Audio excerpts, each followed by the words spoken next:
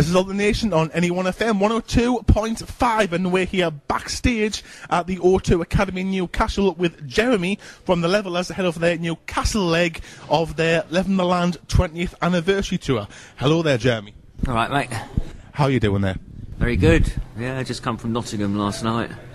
Everywhere sold out, tour's going very well, so yeah, it's happy days. Sounds fantastic. So you mentioned the tour's going very well. It's sold out. The crowd been responding well. Yeah. It's been surprising, really. How well. I mean, I suppose because they know the record, so they sing all the songs. And we're getting band is pretty good on pretty good form at the minute as well. So it's all ticking along nicely.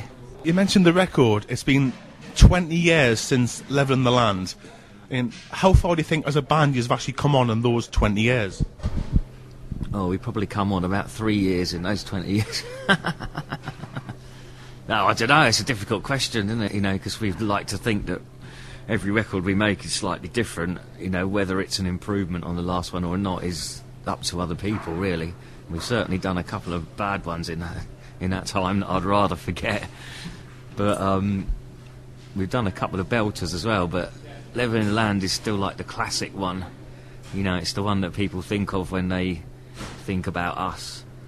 And it's left a big kind of legacy for us, which for a while we found was a bit like a millstone around our neck, but now it's far enough time to look back on it and just really enjoy it and think, most bands don't ever make an album like that, so to have made one is pretty good. We'd rather have made 10, but we managed to squeeze out one, and it's like all good.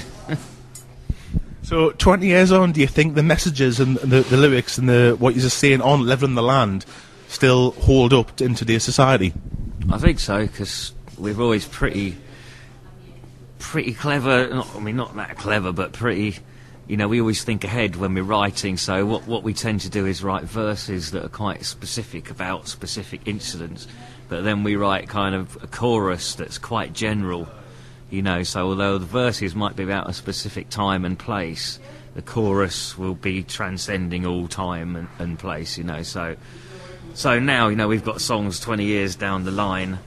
Like say Another Man's Cause, which was written about Gulf War I back in 1990, and the Falklands from 1982. And now we're singing that about the new, about Gulf War II and American and British still being, in the East. And then, there's a whole load of stuff like One Way is like about growing up in a small town and kind of watching how people change and develop and how your own kind of views are moulded and stuff.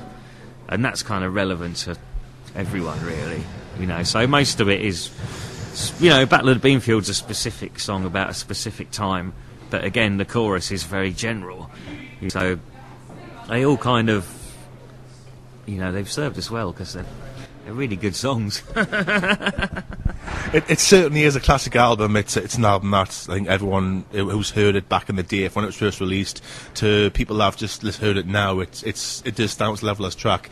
If I could ask you, Jeremy, if you could name one song from Live in the Land, what would be your favourite song? Well, the most important song is definitely Beanfield. But my favourite is probably River Flow. Because it was written by a mate of mine.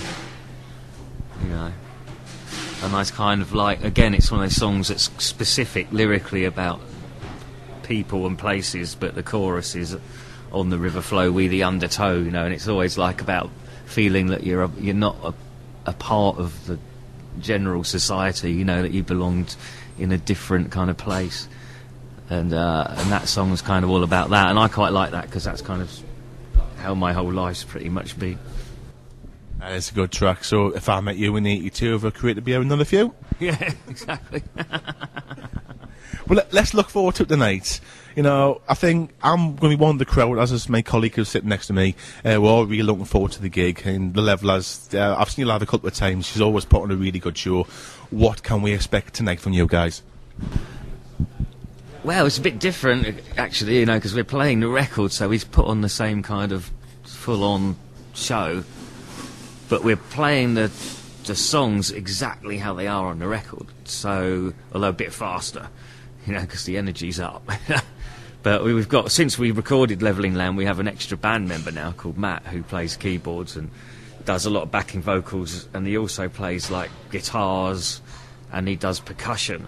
So all the bits on Levelling Land that we couldn't do when we played it live, because we didn't have a percussion player or a keyboard player or someone that could sing the really high female vocal, like, we can do all that now because we've got him. And he's only ever played keyboards on live with us before on tour, but on this tour he's playing keyboards, guitars, everything, percussion, so it's added a whole new dimension to the band without actually getting any session players in or anything. So we had to sit down and rehearse and rearrange everything, listen to the record so we could play everything exactly how it is on the record, because those arrangements are really good, actually. We've been playing some of those songs for 20 years, a couple of them, and they changed over the years, and when we went back and listened to the record, we went, record's better than what we've been doing it. We're going to change it all back. So, and that was part of the fun of it for us, because we have been playing some of those songs, so the fun of it was to get back in and completely change it back to how it is on the record.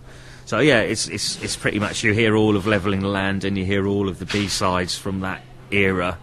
We basically do side one, then we do all the B-sides, then we do side two, and then we just do a selection of like hits and favourite songs at the end, hour and a half's worth, and we've got an intro film that kicks it all off, which takes you through the events that inspired Levelling the Land and right the way through all the political and cultural events up till the student riots and the Algerian and Egyptian riots earlier on in the year. It goes back to what we were saying before about, even though it's 20 years old, Levelling the Land's still relevant to today's society. Yeah, well, that's what that film is trying to say, especially at the start, yeah. So it's great to welcome you back in Newcastle again. Obviously, what do you actually think? What's your opinion of playing in front of all the crazy level of fan Geordies that are up here now?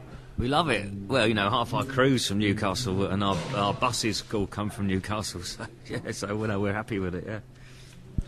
We won't keep you much longer, as obviously with Pizzy, you get ready for the gig tonight, but one question I do have to ask: how many ways of life are there? There's only one. Yeah!